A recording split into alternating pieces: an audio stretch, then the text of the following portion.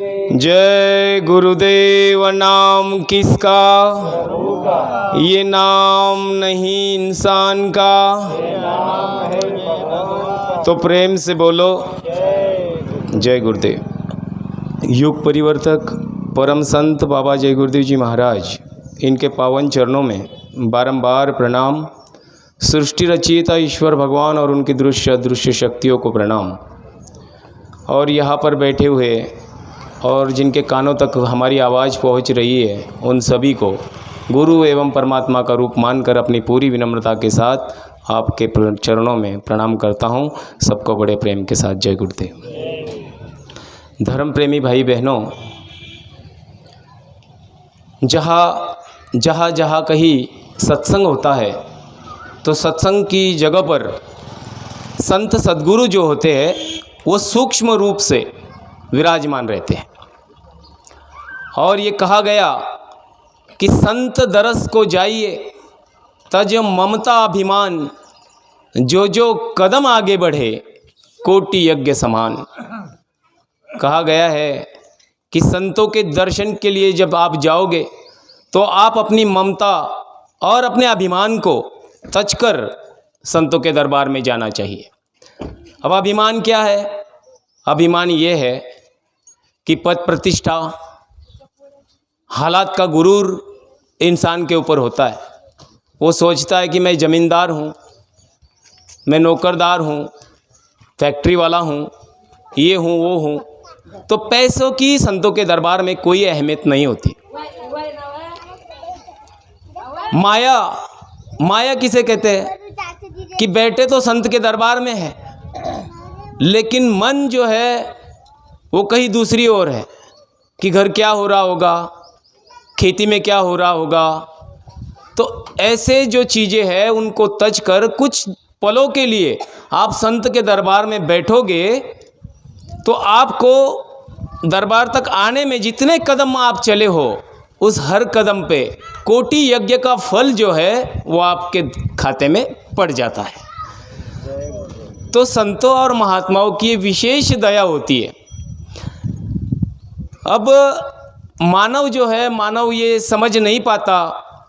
युगों युगों का इतिहास रहा है कि मानव का स्वभाव जो है वो भूतकाल में जीने का है, वो वर्तमान में ठहरता ही नहीं है। और वर्तमान में जब कोई संत और महात्मा उसको आकर के बताए, सही रास्ता दिखाए, तब वो उसको पागल कहते हैं, पागल करार दे देते हैं। जैसे महाराष्ट्र के तुकाराम जी महाराज है, जब वो धरती पर 400-500 साल पहले थे, समर्थ थे। नामदेव जी महाराज इस धरती पर थे और जब उन्होंने लोगों को ये कहा कि मैं आपको परमात्मा देने आया हूँ, मैं आपको देव का दर्शन देव देने आया हूँ, जब वो समृद्ध शक्ति इस धरती पर मौजूद थी, आपके आंखों के सामने आप उनसे देख सकते थे, बात कर सकते थे, उस वक्त वो महात्मा आपको ये कह रहे कि मैं आपको देव मिला सकता हूँ, देव से मिला सकता हूँ। तब लोगों ने उनको पागल कहा, उनको अनेकों प्रकार की तकलीफ़ें दी, कितना सताया, न जाने अनगिनत दुख और तकलीफ़ें दी। और देखिए पूरे हिंदुस्तान में आज वही मानव तुका मने यही कह रहा है। जब वो यहाँ था तो उनकी बातों को आपने ठुकरा दिया। जब संत सद्गुरु मौजूद होते हैं तो उनके बताए रास्ते पर अगर हम आप चलते हैं तो परमात्मा से मिलना आसान हो जाता है। और सत्संग का मतलब क्या होता है? सत्संग किस लिए रखा जाता है? सत्संग संतों और महात्माओं की दौलत होती है। तो ये दौलत क्या? सत्संग का अर्थ होता है सत्य के संग जीना। सत्य, इस धरती पर सत्य क्या है? तो इस धरती पर सत्य है मौत। मौत के अलावा इस धरती पर कोई सत्य नहीं है। तो क्या सत्संग में जाने से मौत का संबंध आता है? मौत का संग करना? नहीं। ये जो संत महात्मा होते हैं वो जीवों को ऐसा रास्ता देते हैं कि उस रास्ते पर चलते हुए हम जीते जी मरना सीख जाते हैं। अब जीते जी मरना किसे कहा? जैसे किसी के शरीर से प्राण निकल जाए तो वो जीवात्मा तो शरीर से बाहर, जब कोई मर जाता है और शरीर पड़ा इधर, जीवात्मा बाहर, जीवात्मा उसको देखती है। मरने के वक्त में शरीर से यमदूत जो प्राण को निकालते हैं वो ज़बरदस्ती खींच के निकालते हैं। कितनी अनगिनत तकलीफ़ें, दुख इंसान को भोगना पड़ता है। पेशाब हो जाती है, टट्टी हो जाती है, आंखें खुली रह जाती है। जिस द्वार से जीवात्मा को बाहर खींचे गया उसमें मतलब दुख और तकलीफ हो जाती है। लेकिन ऐसे संतों और महात्माओं के पास जाने से समय का जगह नाम वो बताते हैं और साधना का रास्ता बताते हैं। उस रास्ते पर चल के हम साधना में बैठते हैं तो साधना में से ही शरीर हमारा बैठा और शरीर से ये इनके बताए रास्ते पर चलोगे तो साधना में बैठोगे और शरीर से जीवात्मा बाहर। इसको कहते हैं जीते जी मरना। तो ऐसे संत और महात्मा जीवों को जीते जी मरना सिखाते हैं। लेकिन लोग जो है वो भूतकाल में जीना चाहते हैं, समय के साथ वो जीना नहीं चाहते और जब वक्त निकल जाता है तब वो पछताते। अब सुनो, तुम्हारे गांव में कोई फलाना आदमी है, बहुत शूर बहादुर है कि कहीं पर कोई जानवर सांप निकल जाए तो उसको आराम से पकड़ सकता है या उसको मार सकता है। मारना तो नहीं चाहिए, पकड़ सकता है आराम से। समझ लो वो कहीं पर भी गांव में किसी भी के घर अगल बगल में सांप निकलता हो तो उसे ही बुलाया जाता है और वही तुम लोगों से सांप से सुरक्षा करवा देता है। लेकिन मान लो कि वो इंसान चला जाए, मर जाए, अब आपके घर में या आपके गली मोहल्ले में कहीं सांप निकला तो आप क्या करोगे? उसी इंसान को पुकारोगे क्या? क्या उसकी तस्वीर लेकर के आप उसको बताओगे कि ये सांप है, उसको पकड़ो? असर होगा? नहीं होगा। तो समय के रहते हुए जो संत सद्गुरु होते हैं वो जो बताते हैं उस रास्ते पर चलना। समय के संत सद्गुरु बाबा जय गुरुदेव है और इन्होंने मानव मात्र के लिए ये कहा कि ये शरीर जो तुम्हारा मंदिर है इसी में परमात्मा है, यही मस्जिद भी है, यही चर्च भी है। तो इसमें वो परमात्मा अंदर में रहता है और हर किसी को एहसास होता है। जो नहीं मानता, नास्तिक हो, उसे भी ये एहसास होता है। इसलिए गुरु महाराज कहते हैं कि ऐसे पवित्र शरीर में हम बकरे का, मुर्गे का, मछली का ये मांस जो है ये न डाले। इससे शरीर की पवित्रता नष्ट हो जाती है। और वो अंदर जिसने ये शरीर हम आप लोगों को अनंत जन्मों के पुण्यों से दिया, किस लिए दिया? कि जीते जी हम भजन करेंगे, परमात्मा को दर्शन दीदार कर लेंगे, उसके लिए दिया। इसलिए नहीं दिया कि हम शराब पिएंगे और हम कूड़े कचरे में पड़ेंगे, गटर के नाली में पड़ेंगे, हम परिवार के हालात खराब करेंगे। इसलिए नहीं दिया। इसलिए दिया कि जीते जी आप इसमें भजन करोगे। जब छोटा बच्चा माँ की कोख से पैदा होता है तो पैदा होते ही हर बहन और भाइयों को मालूम है कि वो रोता है। वो रोता किस लिए है?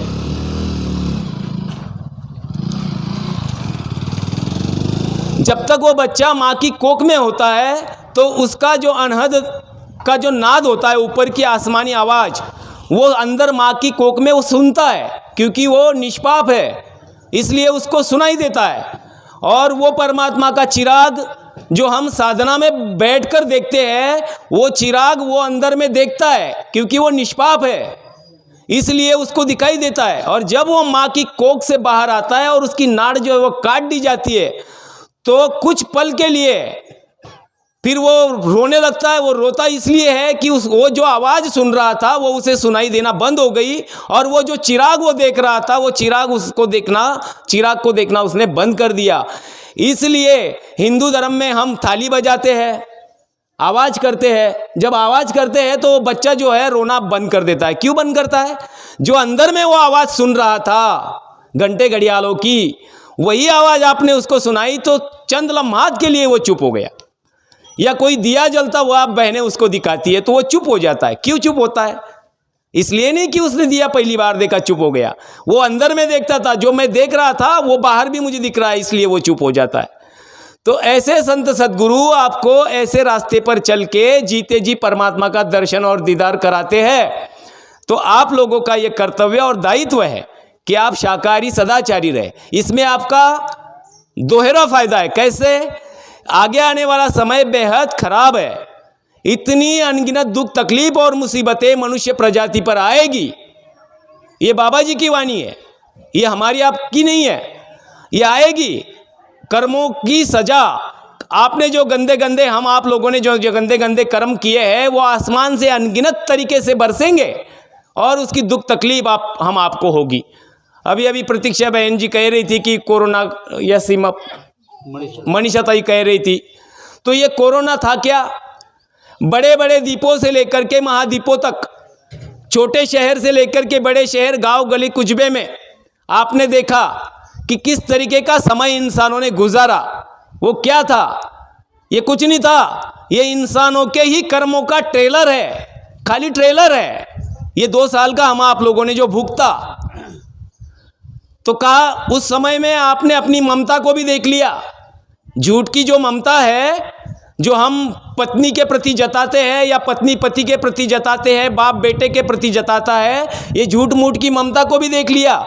इसमें कितने बड़े बड़े डॉक्टर, इंजीनियर, मिल मालिक, उद्योगपति, तो छोटे से छोटे किसान काश्तकार तक ऐसी बीमारियों का जब शिकार हुआ और उसके शरीर जब उसने छोड़ दिया कोरोना में, तो इसी इंसान के शरीर को, जिसको आप इतना हीरे जवाहरात से भी ज़्यादा अहमियत देते हो, इसी शरीर को प्लास्टिक के पन्नी में डाला गया। जैसे जानवरों को डाला जाता है, पन्नियों में डाला गया, इसको हाथ भी नहीं लगाया गया और गांव के बाहर उसको फेंक दिया गया, गड्ढे में बूंद दिया गया, जलाने तक को भी इंसान नहीं मिला। तो गुरु महाराजों ने यही कहा है कि जल्दी से जल्दी आप शाकाहारी हो जाओ। ये जो बीमारी कोरोना की आई थी, ये चीन से आई थी और ये जानवरों के मांस खाने की वजह से ही आई थी, और आगे भविष्य में भी जो बीमारियां आने वाली है ये जानवरों से ही आने वाली है। इसीलिए बाबा जय गुरुदेव जी महाराजों ने अपने बच्चों को यह आदेश दिया कि बच्चों जन जन पर तक पहुंच जाओ और लोगों को ये समझा दो कि भविष्य में प्रकृति माता के ओर से बहुत कहर बरसने वाले। जो लोग शाकाहारी हो जाएंगे उनकी रक्षा हो जाएगी। अब शाकाहारी होने से रक्षा कैसी होती है मैं आपको बताता हूँ। अगर आप मांस मछली अंडा खाते हो, ये खाना कितना गर्म है ये हम आप लोगों को मालूम है। मुर्गी के अंडे को मुर्गी के पेट से जब बाहर निकलता है, हाथ लगा के छू के देखो कितना गर्म है। जैसे आपको लगेगा, प्रतीत होगा कि तवे पे से आपके भूनते हुए आपने उठा लिया, इतना गर्म है। मांस भी गर्म है, मछली भी गर्म है। अब ये गर्म खाना आप खाओगे तो आपके शरीर में की जो पहली ताप है, जो गर्मी आपके अंदर पहले से ही है, और ऐसे खान पान से आपके शरीर में गर्मी और बढ़ेगी।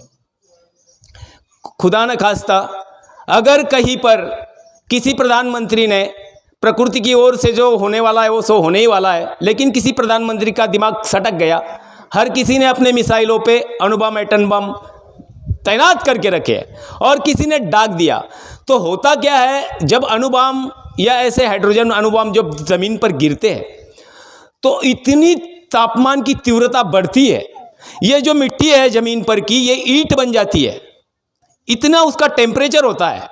तो ऐसे टेम्परेचर में जहाँ पर वो गिरता है वहाँ पर तो पूरा कोयला बन जाता है, वो लोग पूरे कोयले बन जाते हैं, लेकिन वहाँ से कई किलोमीटर दूर तक ये तापमान आगे बढ़ते चला जाता है और ये तापमान पूरे वायुमंडल में फैलता है। तब हमारे शरीर में भी तापमान, बाहर से भी तापमान, तब हमारा शरीर इसको बर्दाश्त नहीं कर सकता। अगर हमारा शरीर ठंडा हो, कूल हो, तो हम इसको आसानी से सह सकते हैं।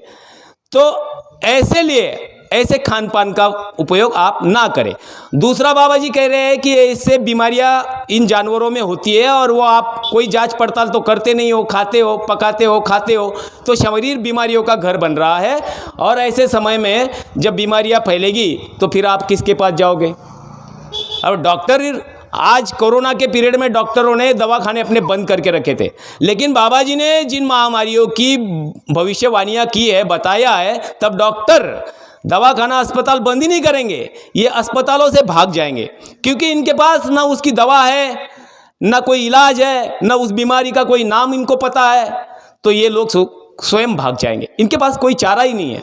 तो माताओं बहनों, ये बहन थोड़ी धूप में है, थोड़ा सा आगे सरक लो, मैं 5 मिनट से ज़्यादा नहीं बोलूँगा, सरक जाओ बहनों छाव में।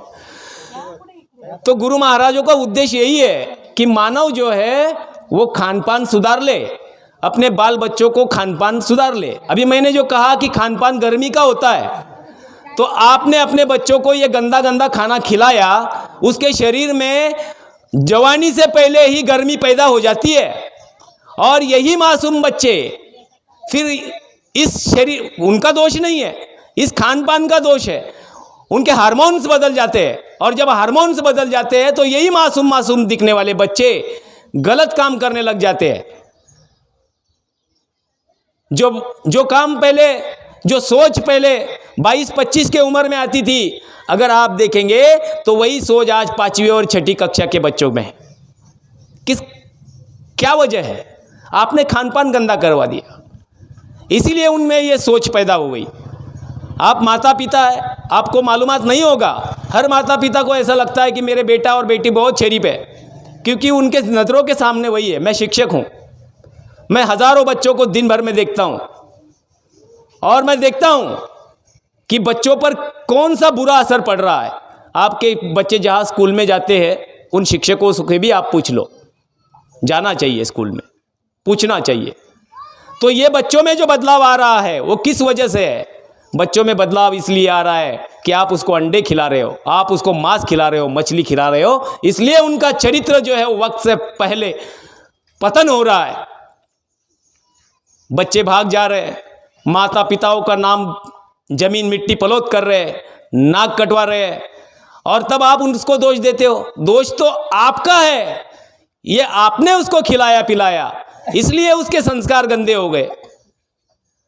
आप उस वक्त सोचते नहीं हो। तो बाबा जय गुरुदेव जी महाराज आपसे प्रार्थना करते हैं माताओं बहनों कि आप अपने रसोई में ऐसा गंदा खाना, ये जो रसोई है ये अग्नि देवता है, और घर हमारा जो पवित्र है, हम घर को मंदिर कहते हैं, ऐसे पवित्र घर में हम जानवरों का मांस लाएंगे और चूल्हे पे भूनेंगे, तलेंगे या पकाएंगे, तो तुम्हारा घर जो है वो मंदिर का रहा, वो तो मरघट हो गया, वो तो स्मशान घाट हो गया। फिर ऐसे घर में आप शांति की अपेक्षा किस तरीके से कर सकते हो? जहाँ पर मुर्दे बनाए जाते हो वहाँ पर शांति की अपेक्षा आप कैसे रख सकते हो? शांति तो वहाँ रहती है जहाँ सात्विक वातावरण हो, जहाँ पर हंसी खेल हो, जहाँ पर जानवरों को काट काट कर घर में लाया जाता हो, उस घर में शांति कहाँ पर होगी? बात बात पे झगड़ा उन्हीं घरों में होता है जहाँ ये ऐसे मांस मछली मुर्दे का सेवन जिन घरों में पाया जाता है। बात बात पे झगड़ा, छोटी सी बात पे झगड़ा, बाप बेटे को आग दिखा देगा, बाप मतलब कुछ भी हो सकता है किसी भी स्थल। तो कहने का तात्पर्य यही है कि आप परमात्मा की संतान हो, आप राम की कृष्ण की संतान हो, आप राजे छत्रपति के वंशज हो, महाराणा प्रताप की संतान हो। हम ये समझे कि हमारे ऋषि मुनियों की हम औलाद है, और कभी किसी ऋषि मुनियों ने कभी मांस नहीं खाया, कभी शराब नहीं पी। छत्रपति शिवाजी राजे को आप जानते हो, 48-50 की उम्र में ही वो चले गए। कितने शूर थे, कितने तपस्वी थे, लेकिन कभी राजे ने न मांस खाया, न शराब पिया, न अपने इसमें किसको खाने दिया। नैतिकता थी। और छत्रपति शिवाजी राजे के साम्राज्य में आपने देखा कि जो जो लोग गलत काम करते थे, किसी ने माँ बहन की तरफ भी गलत नज़र उठा दी, किसी ने माँ बहन को भी अगर गलत तरीके से छू लिया, तो राजा छत्रपति उसके हाथ और पैर तोड़ देते थे। तो ये सब संस्कार, ये सब भाव, ये सात्विकता, ये संतों और महात्माओं के पथ दर्शन से आती है, खान पान से आती है। तो आप लोगों से विनम्र प्रार्थना है, बाबा जी के मंच से आपको प्रार्थना करता हूँ, आपके चरणों में मैं अपना मत्था टेकता हूँ। माताओं बहनों, आप अपने बच्चों का चरित्र फना हो, ऐसा अंडा मांस मछली ये इनको ना खिलाए। ये मूर्खता है कि इसमें प्रोटीन मिलता है, इसमें ये मिलता है, उसमें वो मिलता है। अरे सिर्फ कुदरत ने प्रोटीन अंडे में ही दिया है क्या? कुदरत ने प्रोटीन सिर्फ मांस में ही दिया है क्या? ऐसा नहीं है। अगर इसका विस्तार से मैं वर्णन करूँ तो काफ़ी समय लग जाएगा। प्रकृति ने अनेकों फल फूट सब्जियां हम आप लोगों को दी है समय समय के हिसाब से। तो आप अपने बच्चों को सूखे मेवे खिलाओ, देसी घी खिलाओ। अरे बहुत बहुत अच्छी अच्छी चीज़ें दी है। आप 500-600 में वो मांस का लोथड़ा लेके आते हो और उसको खिलाते हो, क्या करोगे? अरे 500-600 के बादाम लेके आओ, 400-500 के काजू लेके आओ, सूखे मेवे लेके आओ और वो खिलाओ 15 दिन तक।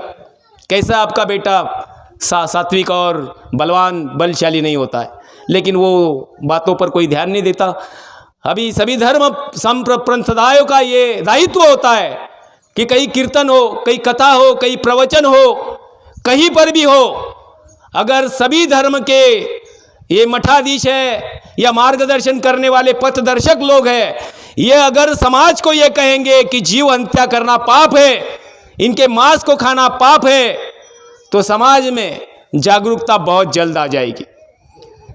इन सब लोगों का यह दायित्व है, कर्तव्य है कि कीर्तन करने वाले महाराज अगर अपने कीर्तनों में आखिरी 5 मिनटों में लोगों को यह कहे कि जिन जीवों के मांस को नोच नोच कर आज तुम खा रहे हो, ये कर्म तुम पे चढ़ रहा है और वही तुम्हारे मांस को नोच नोच के खाएगा, ये कर्म का कर्जा तुम्हें चुकाना ही चुकाना है।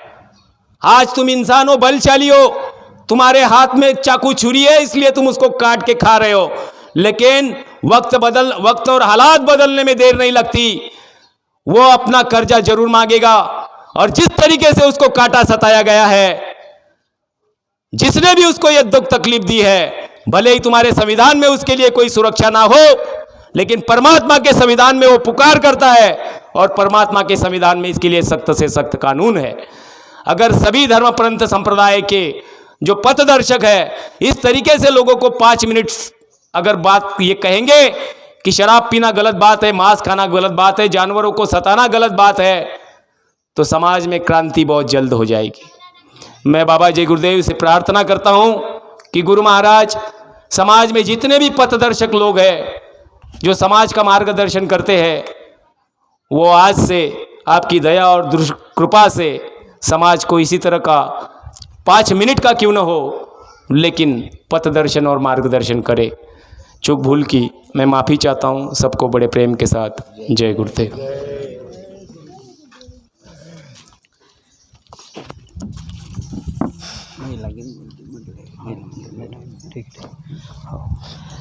जय गुरुदेव।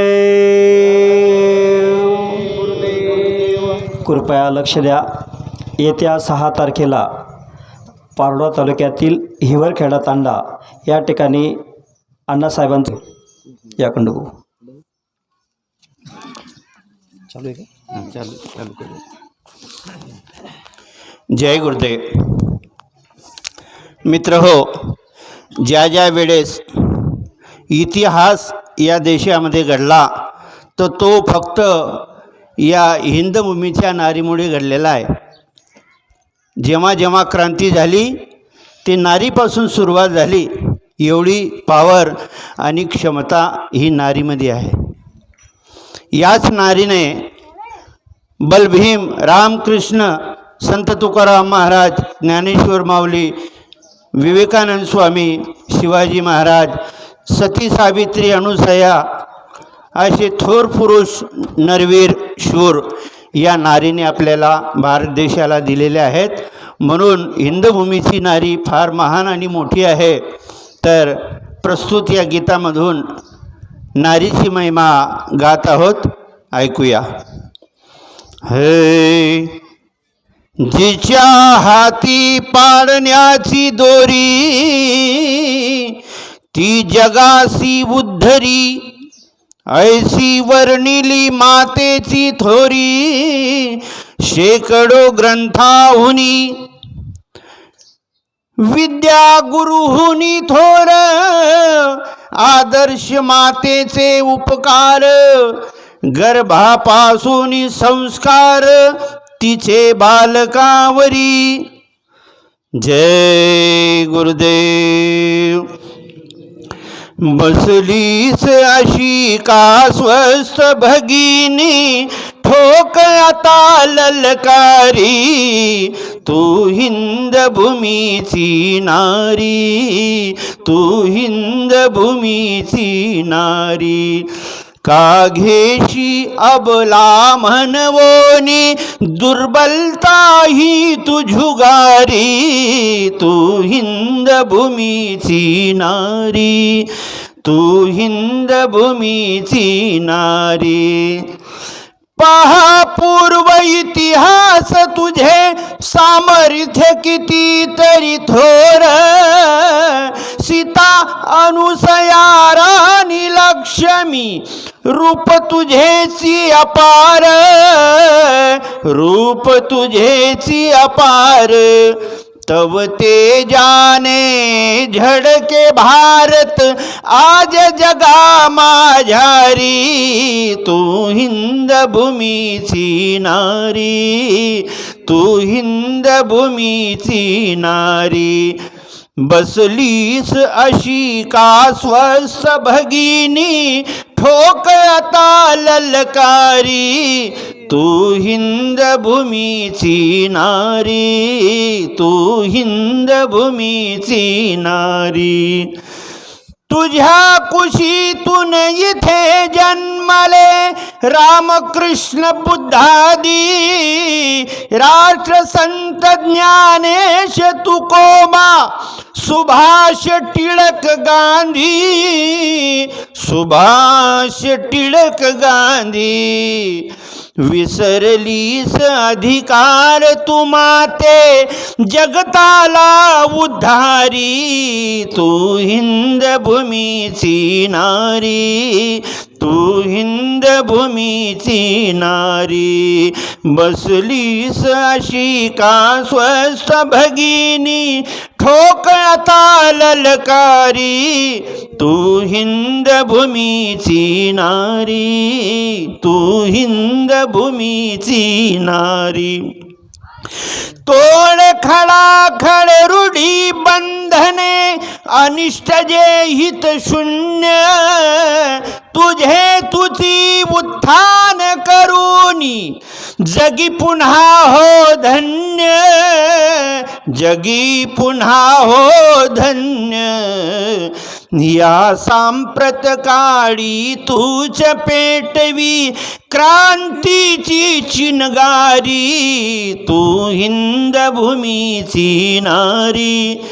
तू हिंद भूमीची नारी बसलीस अशी का स्वस्थ भगिनी ठोक आता ललकारी तू हिंद भूमीची नारी तू हिंद भूमीची नारी तुझ्या विना संसार न चाले तुला नसे का ठावे आद्य गुरु तू अखिल जगाची तुला कोण शिकवावे तुला कोण शिकवावे म्हणे दास घुसरकर हो सावध तुझी तूच खरी कैवारी तू हिंद भूमीची नारी तू हिंद भूमीची नारी बसलीस अशी का स्वस्थ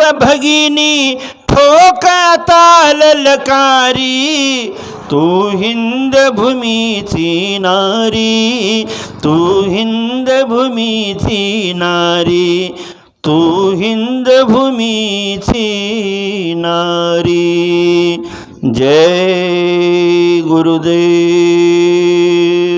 जय गुरुदेव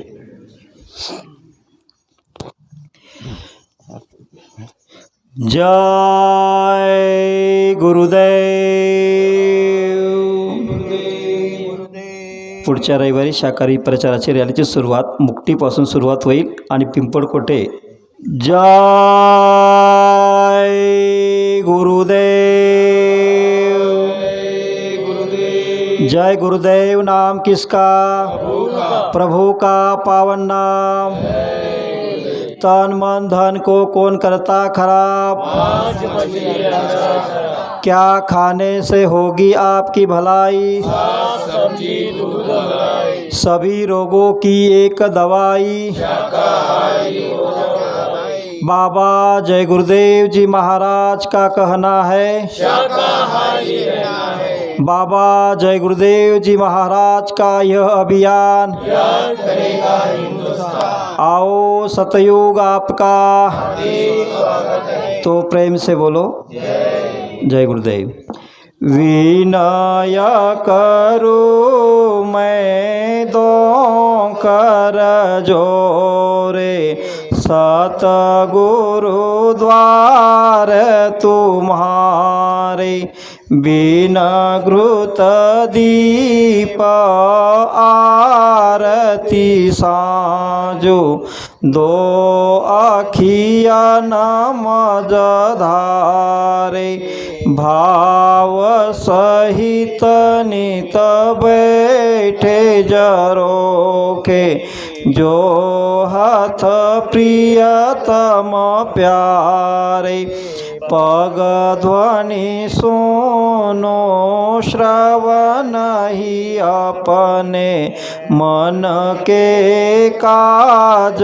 पिसारे जागी सूरत पियत चरणामृत पियत पियत हुई न्यारे घंटा शंख मृदुंग सारंगी बनसी बीन सुनायो जय गुरुदेव की आरती करती गावत जय जयकारे विनय करूँ मैं तो कर जोरे सतगुरु द्वार तुम्हारे दाता द्वार तुम्हारे मालिक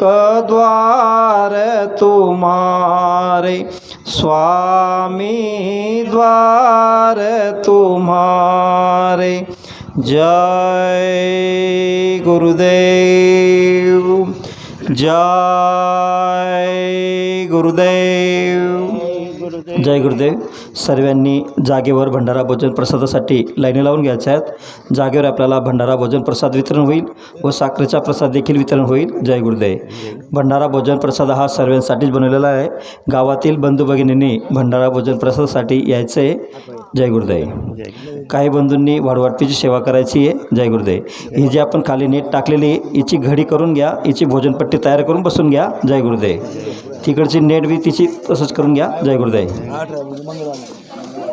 कृपया सूचना लक्षात असू द्या हा जो कार्यक्रम या ठिकाणी शूटिंग झालेला आहे हा कार्यक्रम आज रात्री आपल्याला आमच्या धमाल खंजिरी भजन या चॅनलवर पाहायला व ऐकायला मिळेल सर्व भाविकांनी हा कार्यक्रम पाहावा अशी विनंती करतो जय गुरुदेव यूट्यूब चॅनल धमाल खंजिरी भजन यूट्यूब चॅनल धमाल खंजिरी भजनवर हा कार्यक्रम आज रात्री आपल्याला मोठ्या मोबाईलवर यूट्यूब चॅनलवर पाहायला मिळेल जय गुरुदेव